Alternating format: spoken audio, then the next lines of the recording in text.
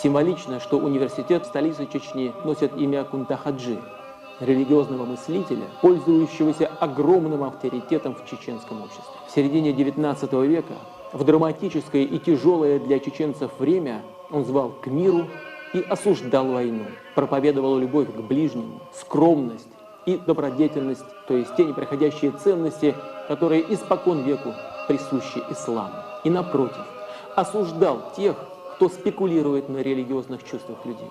В жизни мусульман Чечни произошли огромные перемены. В нашей стране исторически проживают миллионы мусульман, и они по праву считают Россию своей родиной. И мы приветствуем возрождение исламских традиций. Желаю больших успехов